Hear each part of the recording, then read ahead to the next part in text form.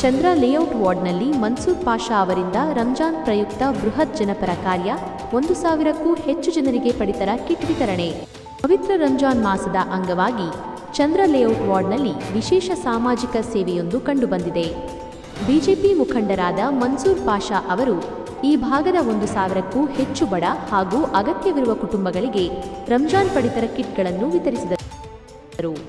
ಈ ಸಂದರ್ಭದಲ್ಲಿ ಮಾತನಾಡಿದ ಮನ್ಸೂರ್ ಪಾಷಾ ಅವರು, ರಂಜಾನ್ ಎನ್ನುವುದು ಕರುಣೆ ಮತ್ತು ಪವಿತ್ರತೆಯ ತಿಂಗಳು.